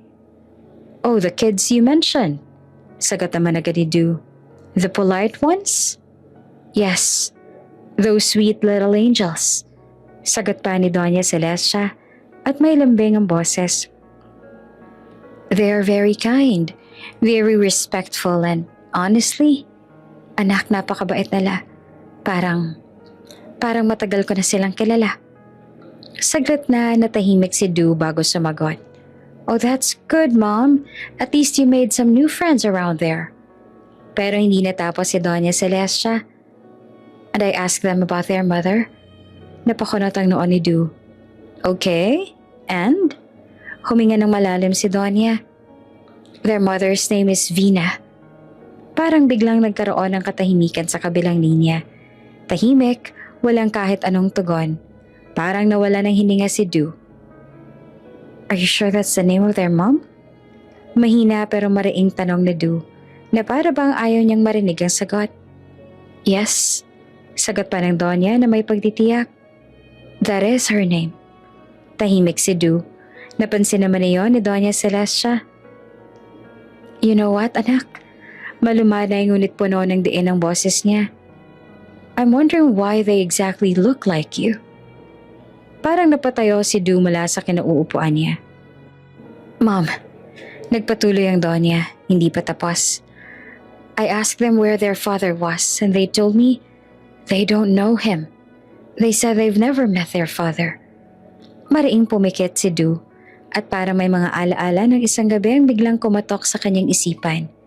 Pero pinutol niya iyon. Pinilit niyang ikulong. You're overacting, Mom. Bigla niyang putol. Siguro rin, natutuwa ka lang sa mga batang yon. They probably just reminded you of me because you miss me. Pero hindi bumigay ang Donya. I know what I saw, anak. Napabuntong hininga si Du. Inayos ang headphones, pinilit ngumiti kahit hindi nakikita ng kanyang ina. Mom, listen.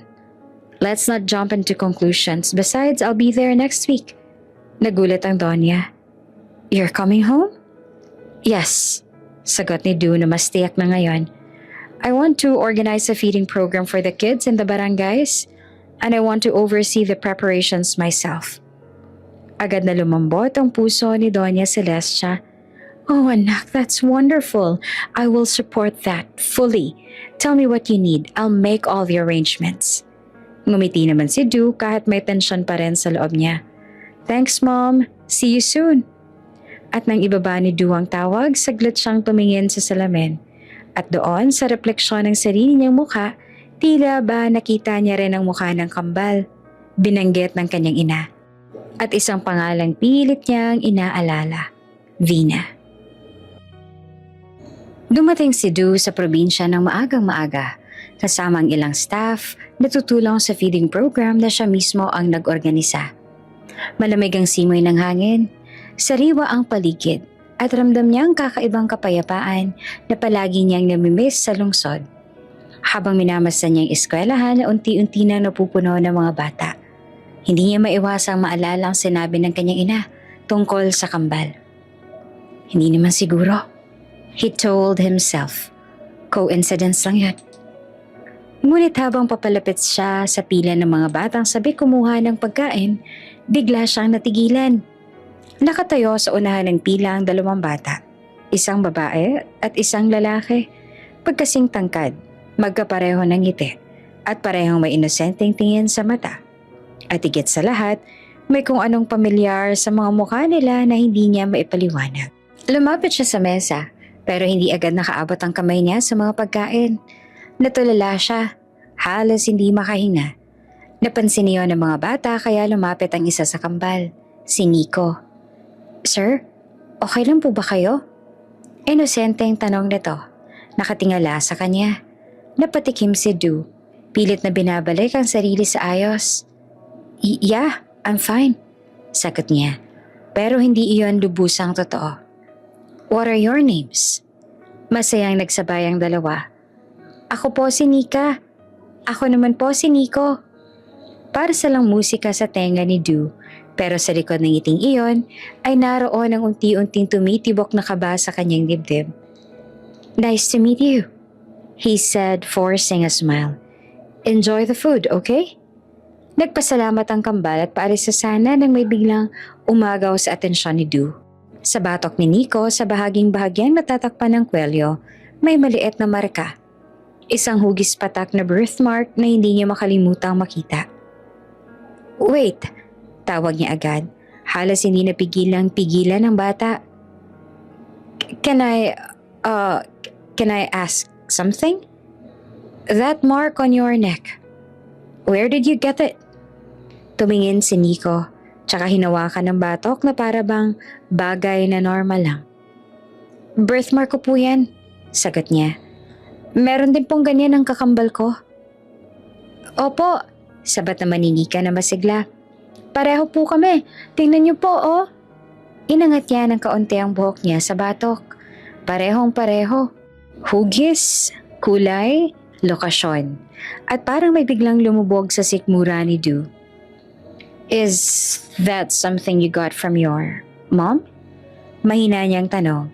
Halos hindi makapaniwala sa nilalabas na salitang kaninay, hindi man lang sumagi sa isip niya. Opo, sagot ni Nika.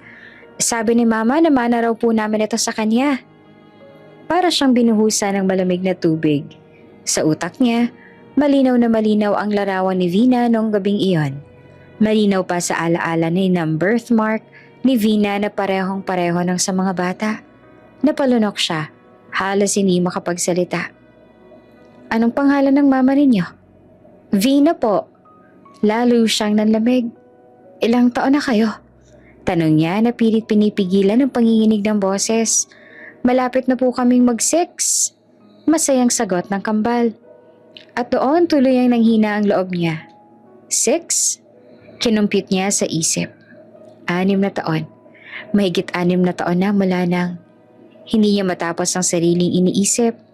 Ang mundo niya ay parang biglang umikot at ang ingay ng mga bata sa paligid ay unti-unting nilamon ng katahimikan na lumulunod sa kanya.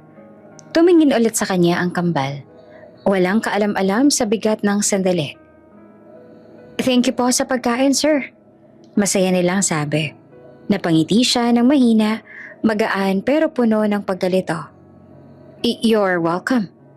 At habang lumalayo ang kambal dala ang kanilang pagkain, nanatiling nakatayo si Du doon, hindi makagalaw. Isang tanong lang paulit-ulit sa isip niya. Posible ba? O may hindi sinasabi sa kanya si Vina? Pag-uwi ni Du sa asyenda mula sa feeding program, ramdam niya ang kakaibang tensyon sa hangin. Halos bawat akbang niya sa malawak na pasilyo ng mansyon ay may dilang bigat sa puso. Ang mukha ng kambal, ang kanilang mga birthmarks, at ang hindi maipaliwanag na pagkakahawig sa kanya noon. Lahat ay sumasagi sa isip niya ng paulit-ulit. Pagpasok niya sa loob, sinilubong siya ni Doña Celestia. Halatang sabik at may halong kaba. Anak, kamusta ka na? Kamusta mga bata? Pasensya ka na kung di ako nakasama sa'yo ha. Sumama kasi biglang pakiramdam ko. Sabay ngiti ng Doña, may bahid ng pag-aalala sa mga mata. Huminga ng malalim si Du bago magsalita. Tila pilit kinokontrol ang damdamin na matagal nang pinipigil. Mom, I saw the children you were talking about today. And you were right. They look exactly like me. Their gestures, their smiles, even the way they talked. It's uncanny. And I have a feeling that they might be connected to me in some way. Napanganga si Doña Celestia. What do you mean by that, anak? You have to explain yourself. Please tell me everything. Tumingin si Du sa malayo. Sa bintana ng mansyon na nakikita ang malawak na hardin. Huminga siya ng malalim at sinimula ng matagal nang pinipigilang kwento. We used to have a janitress in our company. Her name was Vina. Very similar to the kid's mother name. Almost 6 years ago, something happened between us. That night, it was complicated. But after that night, she disappeared. I couldn't find her anywhere. Napahinto si Doña Celestia. Ang kanyang mga mata ay lumaki sa gulat at may bahid ng pagkabigla sa kanyang boses. Bakit hindi mo sinabi sa akin noon? Du, bakit hindi mo sinabi? Tumango si Du na bahagyang nakayuko. I didn't want to trouble you, Mom. I was trying to find her for all these years, but every lead I had, it always failed. I was trying. I just didn't know where to start. I didn't want anyone else to get involved. Tahimik si Donya, ngunit kitang-kita ang halong galit, pangamba at pagkabigla sa mukha niya. Du, are you in love with that woman? And if those twins happen to be your children, are you willing to marry her? What if she's alone, without anyone else? Huminga ng malalim si Du at tumingin sa kanyang ina. Matipay at tapat ang boses. That's what I've been planning since then, Mom. I've been waiting for the right time. For her and for the children. That night changed everything. And even though I didn't know where she went, I never stopped thinking about her. Napanganga si Donya at bahagyang tumingin sa kisame. Tila pinipilit iproseso ang lahat ng sinabi niya. And Prim? What about her? Weren't you supposed to marry Prim? Did you... What? Ngumiti si Du ng bahagya. May halong pangungutya at kalmadong tensyon sa mukha. I only did that for business convenience, Mom. And you know that. I don't like her. I never loved her. She was the one who pushed through, who tweeted, who forced things. She even used her connection just to manipulate certain situations back then. But nothing more. And we both know that. Tumahimik si Donya. Ramdam ang bigat ng katotohanan na matagal na nakatago sa anak niya. Ngunit hindi niya maalis ang damdamin ng pangamba. So you're saying, all along, your heart was always elsewhere? Tama, Mom. And now that I know the children exist, and that she's still out there somewhere, I can't just ignore it. I have to face it. Huminga ng malalim si Donya at marahang niyakap ang balikat ni Du. I understand, anak, but you have to be careful. There's a lot to consider. These children, kung sakali man anak mo sila at ang nararamdaman natin ngayon ay lukso ng dugo, they may change everything. But they are also a blessing. So you must do the right thing. Ngumiti si Du at para bang bumuhos ang ilang taon ng hinanakit at pagtatangka na itago ang damdamin. Yes, Mom. That's what I intend to do. I will be responsible for her, for the children, and for everything that happened back then. I will make it right. Tumigil si Donya at dahan-dahan na nagtanong muli. May halong pangamba at pag-aalala. Do? So what will you do now? What I should have done 6 years ago. I will find her, and I will make sure she and the twins are safe. And if it turns out that they are mine, I will do everything to be the father and the husband they deserve. Maagang umalis si Du mula sa hasyenda, kasama si Doña Celestia, patungo sa probinsya kung saan nakatira si Vina. Habang nagmamaneho sila, tahimik si Du, nakatingin sa bintana. Samantala si Vina naman abala sa paglilinis sa kanilang bahay. Na makakita siya ng sasakyan sa harap ng bahay, unti-unting pumuno ang dibdib niya ng kaba. Sasakyan po yan ni Doña Celestia? Sabi ni Nika habang tinatanaw ang malaking sasakyan na huminto sa kalsada. Nang bumaba si Du mula sa sasakyan kasama ang ina niyang si Doña Celestia, huminto ang mundo ni Vina. Bigla siyang nagulat at bahagyang napahinto sa ginagawa niya. Parang natigilan sa galit, kaba at takot. It's really you. Binitiwan ni Du. Ang tinig niya ay halos nanginginig, ngunit puno ng katotohanan at damdamin na matagal niyang pinigilan. It's really you, Vina. The one I've been looking for all these years. Napatingin si Vina sa kanya. Pinipilit panatilihin ang kanyang mukha na kalmado. Ngunit ramdam niya ang bigat sa dibdib at ang mabilis na tibok ng puso. Hindi ko po kayo kilala. Nagkakamali lang siguro kayo. Pilit niyang sabi.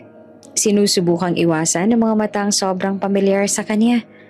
Ngunit si Du ay hindi nagpapadala sa pretensyon. Lumapit siya ng dahan-dahan. Tiningnan ang bawat galaw ni Vina. You can't lie to me. I know it's you. I've been searching for you for 6 years. I never stopped thinking about you. You can't fool me, Vina. Natigil lamang si Vina. Di alam kung anong sasabihin. Ang kaba, takot, at pagkagulat ay sabay-sabay sumalubong sa kanya. Subalit sa kabila ng lahat, ramdam niya ang tapat na damdamin ni Du. Bago pa man siya makapagsalita ng buo, biglang lumapit ang kambal. Sina Nico at Nika. Parehong nakangiti ngunit may halong hiya. Sir, kamusta po kayo? Masayang tanong nala. Mama, siya po yung mabait na sir na pumunta sa school namin para magbigay ng food sa amin. Nakatingin lamang si Du sa kambal. Sa kanilang mga mata, ilong, ngiti, pati ang maliit na tikwas ng kanilang buhok. Para bang nakatingin siya sa salamin ng bata pa siya. Hindi ito basta hinala. Hindi ito basta pagkakamali. Ito ay katotohanang unti-unting sumasabog sa loob niya. Dahan-dahan siyang lumingon kay Vina. Nahalatang kinakabahan habang pinagmamasdan ng bawat galaw niya. I have a question for you, Vina. Seryoso na sabi niya dito. Napakapit naman si Vina sa laylayan ng kanyang damit. Halatang naiipit sa sitwasyon. Wala naman tayong dapat pag-usapan, Du. Tapos na yan. Ngunit hindi pumayag si Du. Hindi na siya yung lalaking kayang manahimik. Hindi matapos ang 6 na taong paghahanap at paghihintay. For the past 6 years. I think I have the right to know everything that's been in my mind. The right to ask all the questions I wanted to ask. The right to talk to you, and I hope you don't deny me this time. Saka siya napalapit kay Vina at seryoso ang tinig. Right now, Vina, I want to know everything. Gusto ko na mabigyan ng kasagutan ng lahat ng tanong na gumugulo sa akin ngayon. Nang marinig niya iyon, lumapit si Doña Celestia na may awa sa mga mata. Vina, please explain everything to my son. Ako na munang bahala sa mga anak mo. At tinawag niya sina Nico at Nika na agad namang sumama sa kanya. Clueless sa ilalim ng usapang magaganap. Naiwan sina Du at Vina sa tapat ng maliit na bahay. Isang katahimikang mabigat at mabangis ang bumalot sa kanilang dalawa. Tell me, Vina, is my suspicion right? Are the children my children? Umaling si Vina. Mabilis, halos desperado. Hindi mo sila mga anak. Tumigas ang panga ni Du. Then who is their father? Answer me. Kung hindi ako, sino ang ama nila? And why do they look exactly like me? Why do they act like me? Why do they have every trait that I have? Hindi naman nakasagot si Vina. Tila naipit siya ng sarili niyang mga salita. At nang sa wakas ay nakasagot siya, napakahina ng boses niya. Halos isang bulong. Siguro, dahil ikaw lang ang minahal ko noon. Kaya sa iyo ko sila pinaglihi. Marahil ay iyon ang dahilan kaya naging kamukha mo ang mga anak ko. Nag-init ang mga mata ni Du. Hindi alam kung iiyak pa siya o magagalit. Alam niya rin na nagsisinungaling lang ngayon si Vina. Nakikita niya iyon sa mga mata nito at ramdam niya rin. Ang totoo, sadyang kailangan niya lang ng kumpirmasyon mula kay Vina. Kailangan niyang marinig mula dito mismo ang kumpirmasyon na tama ang iniisip niya. Don't fuck with me right now, Vina. I'm not here to play around. Lumapit siya ng mas malapit. Halos ilang pulgada na lang ang pagitan nila. I want to know the truth. Are they my children or not? Umiling na naman si Vina kahit nanginginig ang labi. Hindi, Du. Hindi sila. Enough. Mariing putol niya sa magiging kasinungalingan na naman ito. If you don't tell me the truth, ako mismo maghahanap ng kasagutan. I will use every connection I have just to know if they're mine. And once I confirm that they are my children, Vina, I will take them from you. Nanlaki ang mga mata ni Vina, napaatras, at mabilis ang bumilis ang tibok ng puso niya. Ngunit nagpatuloy si Drew, mas malumanay, ngunit mas totoo. But if you tell me the truth now, I will let them stay with you, with us, as a family. Doon tuluyang bumigay si Vina. Bumagsak ang luha sa kanyang pisngi, kasabay ng nanginginig niyang tinig. Oo, Du. Sila ang mga anak mo. Sila ang anak mo. Huminto ang mundo ni Du. Nangilid ang luha sa kanyang mga mata. Luha ng katotohanan ang hinintay niya sa 6 na taon. Dahan-dahan siyang lumapit kay Vina. Hinawakan na magkabilang pisngi nito at niyakap siya ng mahigpit. I'm sorry. I'm so sorry for scaring you. Hindi ko intensyon na takutin ka. Humigpit pa ang yakap niya dito. I just wanted to know the truth. And I know I was wrong for pushing you like that. Doon na napaiyak ng tuluyan si Vina.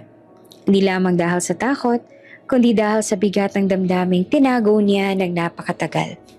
At sa unang pagkakataon matapos ang 6 na taon, magkasama nilang hinaharap ang katotohanang matagal na nilang tinatago.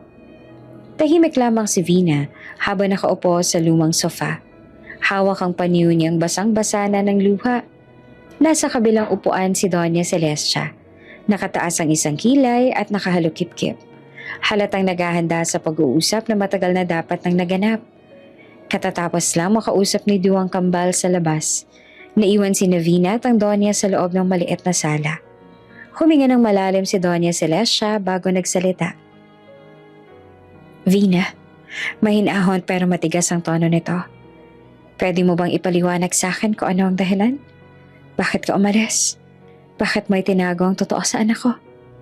Napayo ko si Vina. Nanginginig ang kamay habang pinipisil ang sariling palad. Pasensya na po, ma'am. Hindi ko po ginusto na masaktan si Du. Hindi yan ang tanong ko. Malamig na putol ng Donya. Ang tanong ko, ay bakit mo siya iniwan? Alam mo namang panininigan ka ng anak ko. He was even willing to marry you. Napaluha si Vina ulit, pero pilit humihinga ng malalim. Dahil po sa kuya ko at kay Prim? Bahagyang nagtaka ang Donya. Prim? Anong kinalaman niya dito? Doon na tuluyang bumigay ang tinig ni Vina. Tinakot niya po ako. Sagot niya na humihikbi. Sabi niya kung hindi ako lalayo kay Du, ipapakulong niya ang kuya ko. May malaking utang po kasi si kuya noon at hindi naman namin alam paano babayaran. Sangkot din po sa droga ang kuya ko noon kaya napakalaki ng risk na makukulong po talaga siya. Nangunot ang noo ni Doña Celestia. At naniwala ka sa kanya? Wala po akong choice. Sagot ni Vina tuluyang umiiyak. Binigyan niya po ako ng pera. Malaki. Sapat para mabayaran halos lahat ng utang ni kuya kaya pumayag ako. Sabi niya kailangan kong lumayo. Mawala. Huwag na magpakita kay Du. At kapag hindi daw ako sumunod, makukulong ang kuya ko. Alam niya na si kuya lang ang meron ako noon. At alam niya kung gano'ng kahalaga sa akin si kuya. Nanlaki ang mata ng Donya. That girl threatened you? Tumango si Vina. Nanginginig pa rin. Opo. Lumayo rin po ako para maligtas ang kuya ko at mabayaran namin lahat ng utang niya nang sa ganun ay makapagsimula po kami ng bagong buhay. Ayoko rin po na magulo noon ang relasyon ni Prem at ni Sir Drew. Ayoko po na dahil sa akin ay maghiwalay sila. Ang akala ko noon kapag nabayaran na namin ni kuya ang lahat ng utang niya at nakalayo na kami, magiging maayos ang lahat. Ngunit mali ako. Hindi po naging maayos ang lahat. Bumalik pa rin po sa dating gawa ang kuya ko. Kaya yun pong dahilan kaya siya pinatay. Natigilan si Doña Celestia. Napapikit saglit. Pinatay? Opo. Bulong ni Vina. Iniiyak ang salitang paulit-ulit niyang nilunok sa loob-loob. Nang mamatay po siya, gusto ko na pong bumalik kay Du at sabihin sa kanya na may anak na kami. Pero may natira pa pong malaking utang. Sabi sa akin ng mga taong sinisingil kami. Kapag umalis daw kami sa lugar na to, mapapahamak din po ang mga bata. At ayoko na mangyari yon. Bakit hindi mo sinasabi sa anak ko? Sa akin, sa kahit kanino? Tanong ng Donya na halatang nasaktan sa katotohanan hindi nila nalaman noon. Natatakot po ako. Sagot ni Vina sa pagitan ng pagikbi. Hindi ko gustong ilagay sa panganib sina Nico at Nika. Kahit sobra ko siyang mahal. Kahit araw-araw ko siyang iniisip. Mas natatakot po ako na baka mapahamak ang mga anak namin. Tahimik na tumango ang Donya. At sa unang pagkakataon, lumambot ng husto ang kanyang ekspresyon. Vina, iya. Sabi niya na mahina pero puno ng bigat. Sana sinabi mo agad. Sana hindi mo binuhat mag-isa ang lahat ng iyon. Nag-angat na tingin si Vina. Nagugulat ang marinig ang sunod-sunod na balita. Ako nang bahala sa lahat ng utang ng kuya mo. Sabi pa ni Doña Celestia. Diretsong-diretso na parang nag-uutos. Isa-settle ko lahat. Wala nang hahabol sa inyo. Wala nang magtatangkang saktan kayo. Nanlaki ang mata ni Vina. Ma'am, bakit po niyo gagawin yun? Ngumiti ang Donya ng malumanay. Halos parang tunay na ina. Dahil pamilya kayo ng anak ko. At dahil may mga apo ko sa inyo. Ayoko na mapahamak kayo ng mga bata. At naniniwala ako na ang mga bagay ay nararapat sa isang kompleto at masayang pamilya. Gusto ko na mabuo kayong pamilya at alam ko na iyon din ang gusto ni Du na mangyari. Nag-iba ang ekspresyon ni Vina. Halo ng gulat, pasasalamat at panghihinayang. Pero paano po si Prim? Mahina niyang tanong na puno ng takot. Hindi po ba magagalit siya? May kasunduan po kayo, paano po ang kasal nila? Umayos ang upo ni Donya. Naging formal ang tindig pero may halong pagod at determinasyon ng mukha. Hindi ko ipapatuloy ang kasal nila. Sagot niya na mariin. The arranged marriage was for business convenience, Vina. Hindi dahil mahal siya ng anak ko. May tuloy-tuloy na bigat sa boses niya, pero malinaw ang paninindigan. At ngayon, natuklasan ko na may apo na pala ako. May pamilyang nabuo sa likod ng lahat. Business is business, iha. Pero hindi ako bulag. Hindi ako pipili ng pera kesa sa pamilya ng anak ko. Napaluha si Vina. Maraming salamat po. Maraming salamat po. Matapos ang lahat ng nalaman ni Du, agad siyang hinarap ni Prim. Nang sa ganoon ay malinaw niya ang lahat.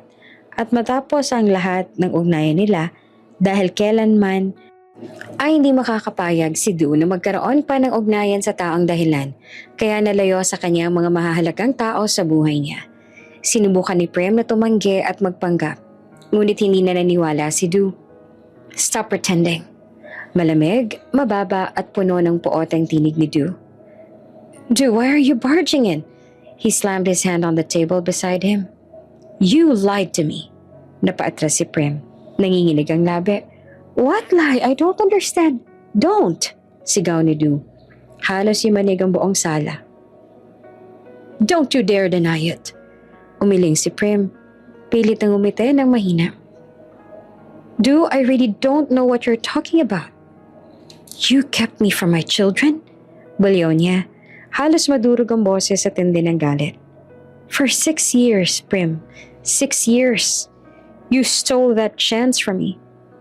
Alam mo ang totoo na buntis si Vina sa anak ko. Pero sa halip na sabihin na sa akin ang totoo, pinili mo silang itago sa akin. Ikaw pang dahilan kaya nalayo sila sa akin. Nanlaki ang mga mata ni Prim. Napalunok at bahagyang napayuko.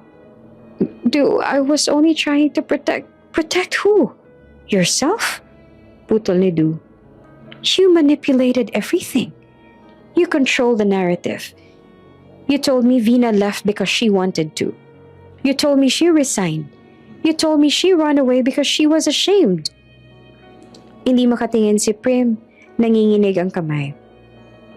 You knew. Mariin niyang sabi. You saw her that day.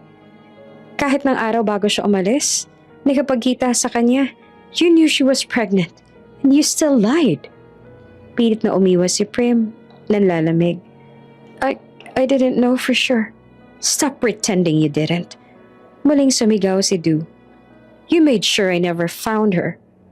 You blocked every lead, every information, every person who knew her. You took away my right to be a father. Napahagulgol si Prim. I only did that because I love you. Love? Tawa ni Du. Mapait at puno ng panlilibak. That's not love, Prim. That's obsession. Manipulation. Selfishness. Humigpit ang panga niya at saka siya tumayo ng tuwid. Starting today, I'm ending everything. Napamulagat si Prim. What do you mean, Du? You can't... I can. And I will. Du, please. You can't do anything to stop me or else. Tumalim ang tingin niya. I will ruin you and your family. And we both know I am more powerful than your family now. Umiyak si Prim. Halos hindi makahinga. Du, don't do this. Pero tahimik na lumapit si Du sa pinto. Hawak ang sariling temper para hindi tuluyang sumabog. It's over, Prim. Whatever this was between us, it's dead. Lumayo siya na hindi malang lumingon. At gagawin ko ang lahat. Dagdag niya na malamig at iyak. To build my family with Vina. The real family I should have had 6 years ago. At sa pagkalapat ng pinto, naiwan si Prim. Durog, umiiyak, at alam niyang wala na siyang laban. Dahil sa agarang aksyon ni Doña Celestia, hindi na nagkaroon ng kahit anong pagkakataon si Prim na guluhin pa ang pamilya ni Du. Mismo ang Doña ang humarap sa mga abogado at koneksyon ng pamilya nila upang tiyaking mapuputol na ang impluensya ni Prim sa negosyo man, sa lipunan, o sa personal na buhay ni Du. Hindi rin nagtagal at sa tulong ng mga taong pinagkakatiwalaan ni Doña Celestia, lumabas ang matagal nang tinatagong katotohanan.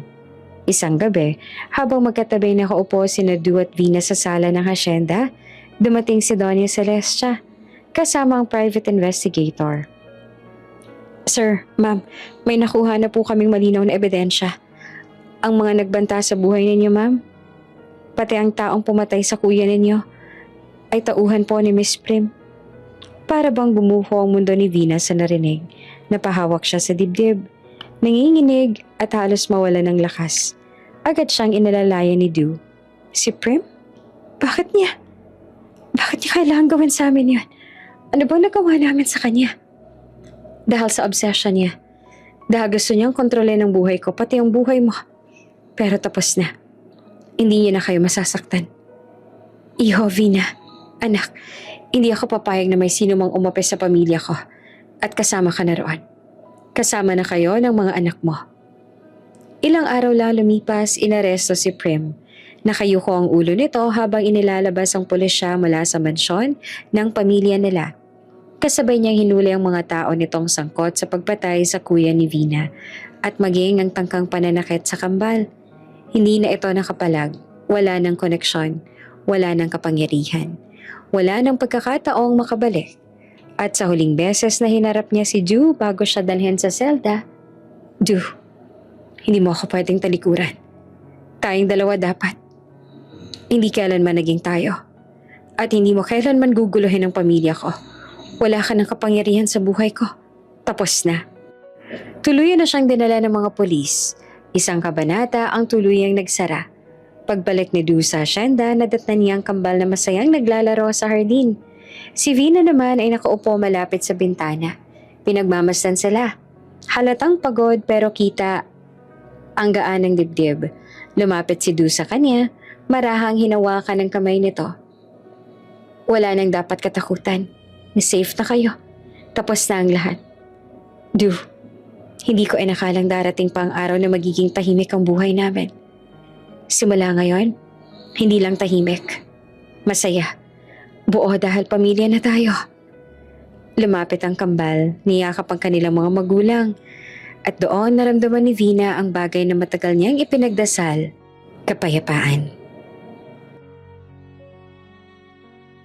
Bago ka pa lang sa channel neto, ibang kwento ni Ate Jane, istorya mo, ikwento ko. Huwag kalimutang pindutin ang notification bell at subscribe button.